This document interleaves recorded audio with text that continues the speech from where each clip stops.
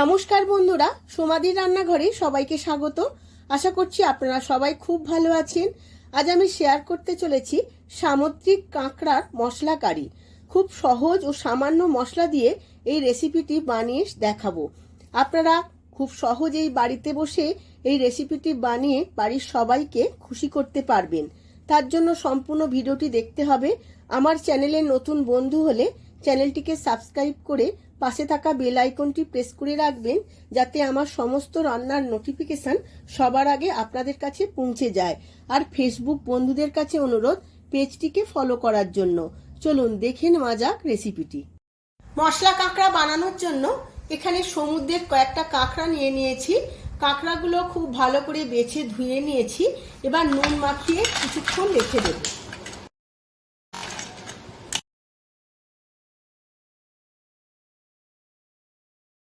এখন কড়া বসিয়ে নিয়েছি। কড়ায় 4 চামচের মতো তেল দিয়ে দিয়েছি। তেলটা গরম হয়ে গেছে। এবার কিছু ফোড়ন দিয়ে দেব। 2টো তেজপাতা, 2টো শুকনো লঙ্কা আর 1/2 চামচ জিরে। ফোড়নগুলো খুব ভালো করে ভেজে নেব।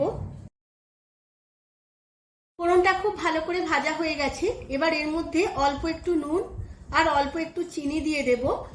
এখন মশলাটা দিলে গায়ে ফেটে পড়বে না, তাই আমি নুনটা আগে থাকতে একটু দিয়ে দিয়েছি। এখন দেব 2টো বেটে রাখা পেঁয়াজ। পেঁয়াজটা আমি তেলের মধ্যে খুব ভালো করে ভেজে নেব।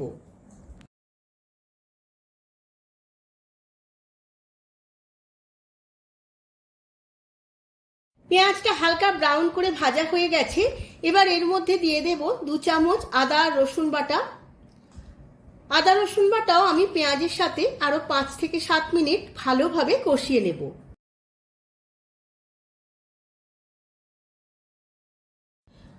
আদার কাঁচা গন্ধটা একদম চলে গেছে, তেলটাও অনেকটা ছেড়ে এসেছে। এবার এর মধ্যে দিয়ে দেব অল্প পরিমাণে জল।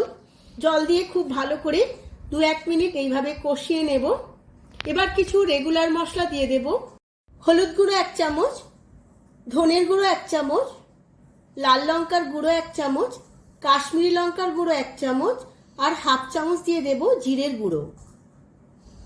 সমস্ত মশলাগুলো খুব ভালো করে আবারও একবার কষিয়ে নেব। এই সময় গ্যাসের ফ্লেমটা লো টু মিডিয়াম রাখতে হবে, যাতে মশলাটা জ্বলে বা চটে বেরিয়ে না যায়।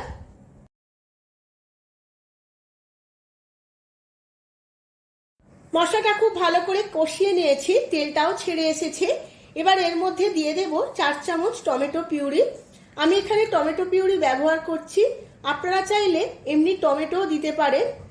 এবার টমেটো পিউরিটাও মশলার সাথে খুব ভালো করে একবার কষিয়ে নেব।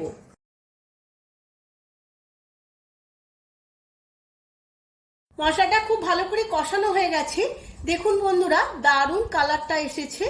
এবার নুন মাখানো কাঁকড়াগুলো এই গ্রেভির মধ্যে দিয়ে দেব। সমস্ত কাঁকড়াগুলো গ্রেভির মধ্যে দিয়ে আরো 5 মিনিট মশলার সাথে কষিয়ে নেব।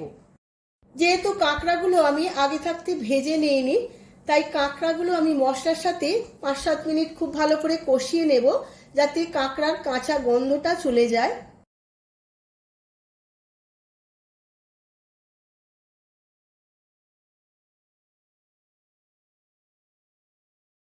কাঁকড়াটা খুব ভালো করে কষানো হয়ে গেছে, তেলটাও অনেকটাই ছেড়ে এসেছে। এবার আমি দিয়ে দেব সামান্য পরিমাণে জল। এবার দিয়ে দেব স্বাদ মতো নুন।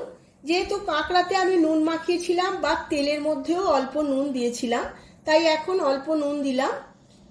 এবার চাপা দিয়ে আমি 5 মিনিট সেদ্ধ করে নেব। দেখুন বন্ধুরা, কাঁকড়ার জলটা শুকিয়ে গেছে, গ্রেভিটা একদম ঘন হয়ে গেছে, কাঁকড়াগুলো বেশ ভালোভাবে সেদ্ধ হয়ে গেছে। এবার দিয়ে দেব কিচেন কিং মশলা 1 চামচ। সমস্ত মশলাটা খুব ভালো করে কাঁকড়ার সাথে মিশিয়ে নেব। ব্যাস, আমার রেডি হয়ে গেছে কাঁকড়া মশলা বা কাঁকড়া কারি। এবার আমি গ্যাসের ফ্লেমটা অফ করে দিয়ে সার্ভ করে নেব। আমি সার্ভ করে নিয়েছি সামুদ্রিক কাঁকড়ার কারি। আপনারাও একবার আমার মতো করে বাড়িতে বানিয়ে ফেলুন, আর কেমন হয়েছে আমাকে কমেন্ট বক্সে কমেন্ট করে জানাতে কিন্তু ভুলবেন না। ভিডিওটা যদি ভালো লেগে থাকে ভিডিওটিতে প্রচুর প্রচুর লাইক ও শেয়ার করবেন। আজ তাহলে আসি, আবার দেখা হবে পরবর্তী ভিডিওতে নতুন আরও একটি রেসিপি নিয়ে। ধন্যবাদ।